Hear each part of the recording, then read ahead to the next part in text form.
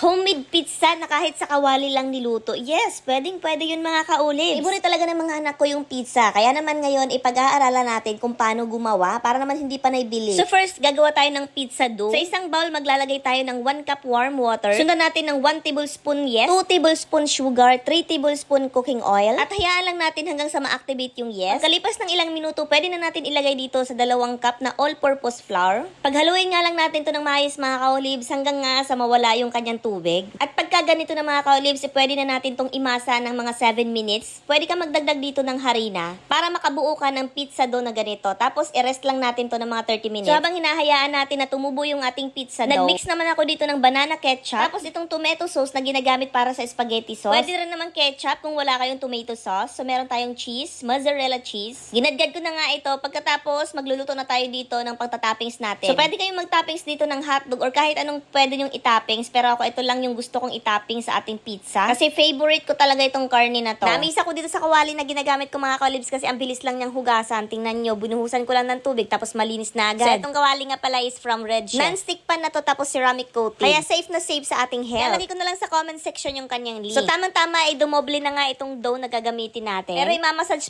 lang natin to saglit. Pagkatapos saka naman natin to ilalatag mamaya sa kawali. Dahil kawali lang din yung gagamitin natin. So kahit wala kayong oven, kawali lang pwede na. So bali, isi-shape lang natin to ng round, ganito. Tapos kailangan lang natin tong isa lang. Tapos butas-butasan natin yung gitna. So hayaan natin na mag-golden brown. Tapos pagka nag-golden brown na, pwede natin baliktarin. Tapos ilalagay na agad natin dito yung tomato sauce na pinaghalo natin sa banana ketchup. Tapos ilalagay na natin yung ipang toppings natin. Ito yung kagandahan. Pag sarili mong gawa yung pizza, unlimited yung toppings. So yan, ilalagay na natin dyan yung mozzarella cheese. So gusto ko dito yung sobrang daming mozzarella. Pero yung mga bata hindi masyado mahilig. So pagkatapos ng ilang minuto, ayan, ready na yung ating pizza. Kaya naman, hinati-hati ko na to sa apat. Dahil apat lang naman kami dito sa bahay ngayon. So bali, fair lang yung hati. Walang malaki, walang maliit. Eto nga si Kano, kanina pa nag-aantay Sobrang excited. Eto naman isang anak ko, abay sobrang busy sa kanyang cellphone. Eto naman si Mister, naglalaba. Sana all. Actually, siya talaga yung naglalaba palagi. Pero hindi ko alam kung anong trip niya ngayon, ba't siya nakatuwalya. So panay lalag kasi siya mga kaulibs, kaya ngayon lang siya nakapaglaba. Dapat ng Saturday pa. At eto na yung pinaka-exciting part, yung tiki man time. Ang sarap pala pag homemade yung pizza, no? Ang sarap din ng tinapay niya, crunchy. So 10-10 to sa akin. Kaya you should try na this mga kaulibs kasi sobrang dali lang gawin. Ito nga pala yung video kung kailan namiesta ako dito sa aking dating amo. So ang trabaho ko dito dati nung pumasok ako, sales lady sa kanyang general merchandise. Tapos nag-alaga ako ng kanyang anak. So ito yung bahay nila, sobrang ganda na. Ang laki na ng improvement talaga. After how many years, nakabalik na rin ako dito. At dahil piyesta, kaya kung mapapansin nyo maraming pagkain. Sobrang naamis ako sa altar kasi dati dyan lang ako nagpipray. Ako, maraming pangarap ang tinupad ng altar na yan. So bali dito nga pala to sa Katarman Northern Samar, kung saan piyesta. Kaya kadalasan sa mga tao dito ay naghahanda. Hindi ko lang alam sa Maynila kung natural sa kanila ang maghanda ng fiesta, pero hindi ko pa na-try makifiesta sa Maynila. Pag probinsya kasi, hindi pwedeng wala kang handa pag fiesta. Nakakahiya yun. Char. At ito pa nga yung iba pang mga putahe. Sobrang dami ng pagkain. Parang hindi ko kinakaya. Hindi ko kinakaya na hindi matikman lahat. Ito yung trabaho na pinakamatagal sa akin kasi inabot yata ako ng almost 3 years. Lala ko pa dati, nag-start ako sa sahod na 1,500 tapos inabot ng 3,000. Ganyan lang naman dati yung mga sahuran pag nasa probinsya ka. Kumbaga yun ang minimum. Syempre ngayon, iba na. Ito naman yung mga sales lady ng Great Buys General Merchandise. And syempre, mag-selfie mirror tayo. Nakatatlong fruit salad na ako dyan mga kaulibs. Ito lang talaga yung hinahabol ko pag fiesta. Fruit salad, dessert, tapos lechon. Yan lang yung mga hinahabol ko pag fiesta. Pero dito wala akong nabutang lechon kasi nga gabi sila naghahanda ng lechon. Ang tawag doon, dispiras. And syempre, kasama ko yung North Team. So hanggang dito na lang muna itong video mga kaulibs. Kung hindi ka pa nakapalo sa aking video, i-follow mo na dahil mamibigay tayo ng gift.